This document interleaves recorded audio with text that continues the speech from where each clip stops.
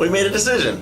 There's still plenty of discussion to go, Alex. This movie is difficult to talk about. Why does it sound like we're treading on glass here? I did not like this movie, I think, at all. But I have to. This is like I think I'm forced into giving this a thumbs up because of the cultural implications of it. It does not deserve a mugs down. I was like, it kind of does. I don't know. I don't think that's fair. When we get into spoilers, I will completely explain why this movie is a big old dump of garbage. I'm sorry, what are you doing? Is food an aspect of our show now? I didn't realize. What?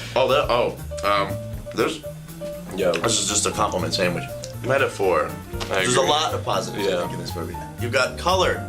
DC movie found a way to turn the color up on their movies. That's great. Oh, that's true, yeah. This movie was both simultaneously, it was good and bad, and it was long and short, and it was poignant and empty. I feel like the screenplay and the direction were like butting heads the entire time. My biggest problem with this movie, Wonder Woman herself.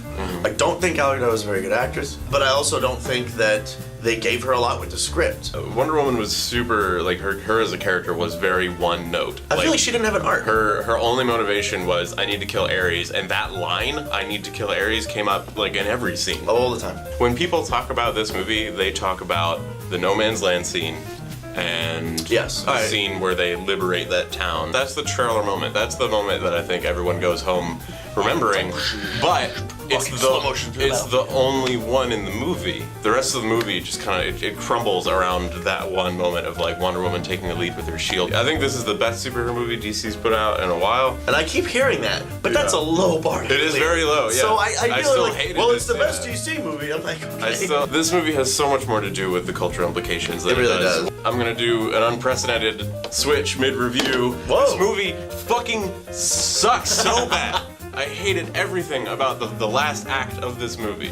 You know, I felt connected to it. In the final act. The very final act.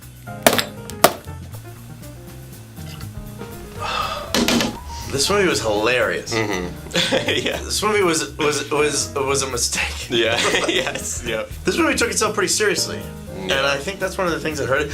But right away, it kind of starts out with this campy banter between Oscar Isaac, right? Because I didn't know he was in this movie. Was that Oscar Isaac? Who is he again? He was Tom Cruise's buddy in crime. Oh, the New Girl guy. Oh, that wasn't Oscar Isaac. It was a guy. No. That's right. He was from New Girl. I knew I recognized him. Yeah. He looks like Oscar Isaac. We'll throw it on the screen. It's New Girl guy. New Girl he's guy. the bud. So this movie basically, it starts out with Tom Cruise and New Girl guy being, you know what? It doesn't matter. Yeah. Here's the bottom line. I actually really liked the first half of this movie. I thought that they set up the characters really well. Yeah. I thought that the premise seemed pretty solid. But this movie takes a hard left turn about halfway through. The cutest thing about this movie is Universal Studios just wants their own cinematic universe. I think it's like Universal Dark or Dark Universe or something like that. They go out of their way to introduce characters that don't need to be in the movie at all. Case in point, Dr. Jekyll. Well, that was Mr. Hyde. He's just in there. So right away you're like, no. Yeah, no. Oh my God! Why is Dr. Jekyll in this movie? We got more movies on the way. They wrote this script and realized about halfway through that mummies are boring. And they're like, oh shit, what else do we got? The rules of this movie were never established. The rules behind the mummy character's powers were never established, so she can just teleport. That's a huge problem when you have a character like this. Yeah. If you don't establish rules, then you can do anything, which means that I immediately am set out of the movie. I'm like, I don't care. Tom Cruise gets the ever-loving shit kicked out of him several times in this movie, and he's fine. I just know they're probably gonna make more, and I don't know how. Well, exactly. At that point, it's not a mummy movie. Yeah. And as you said it perfectly. And I said at the end of the movie, I was like, we just saw a superhero origin story. Yeah. Oh, my hot take. I have a hot take I wrote. It's basically that with the lack of rules plus incredible effects equals who cares? It's awesome, like Transformers. Yeah. So just go watch your shitty fucking movie. There's not much else to say about it. Like it ruined itself. It's like it tripped.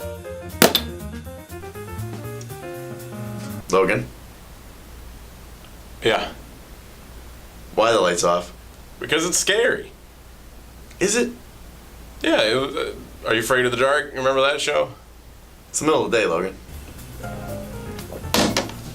A24, you did it again. I love this movie. I know it got a lot of bad reviews. It did. But I will say this. After seeing it, I totally get it. Yeah. I know why you hated it. Yeah. We're going to get into why I think you should give it a chance. My favorite thing after seeing this movie, aside from the movie itself, was watching people walk out. So many, like, young couples, the visceral reaction of some dude thinking he's taking his date out to, like, a fun horror romp and then getting film school 101. They're like, he's going to get that, like, that shock value, get his arm around his girl. Yeah. And they're like... And instead they got, like, an art film. And it's so funny. I love it.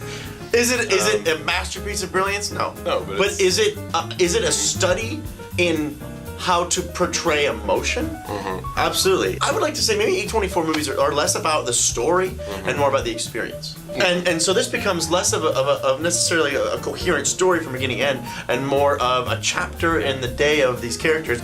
What the hell happened in this movie? I don't want to delve too much into general plot because I think if you haven't seen this movie, you should leave going completely cold.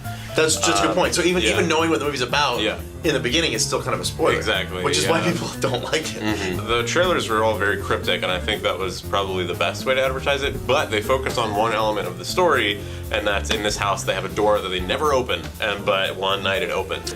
So you think it's going to be this very glass bottle story where everyone's in this room and they're all going to like kind of 12 Angry Men style battle it out and figure out who opened the door. Like the mystery novel. Yeah. One of the killers is here. But it definitely has that feeling to it. Just give it a chance. Yeah. Go watch it. If you're interested. Keep an open mind. Yeah. This is a movie about the experience. Turn the lights off. Yeah. Tell your friends to stop tweeting. All right, Dad. And watch the fucking movie. Like, watch the movie. Yeah.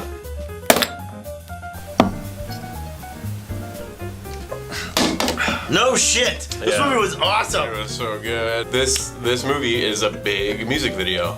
In a way. Yes, I love you said that right away. It's, you know what, something that I see a lot in trailers these days is they sync up the music from the trailer to the movie, and usually that doesn't work for me, but that was what this entire movie did. Like the But on entirety purpose. It wasn't, of it, on it purpose. was almost like a trailer / music video. Yeah. But this is very much like Edgar Wright's style. He's always synced up sound effects and music with what's going on in the scene, but it's very important in this movie specifically. The sound design is like a character in itself in this movie. Building this movie from the inside out, like how did they do it? This is Edgar Wright's reprise. This is his comeuppance. He's like, look what else I can do. Yeah. Because it's about sound, and it's about character, and melding the two so flawlessly. Like not only is it like really well written, but the entire experience as an audio visual experience, it's amazing. It's not just fun. A good story. It's just fun. Yeah. Let's pull a film term out. Almost everything, all the sounds of this movie are diegetic. And diegetic basically means I'll do a nice little slick, fade in. Diegetic basically means what the audience is hearing, the characters on screen can also hear. So all of the music is actually playing through either Baby's like earbuds or on the car like stereo and everything. Like concurrently to that, when he doesn't have the earbuds in, we can usually, even if it's subtle, we can hear the ringing in his ears. Yeah, every character fills a very necessary role. Like Doc is the lawful evil, I guess. If you had lawful evil would be a what would organize him, and then you got Bats as the chaotic evil.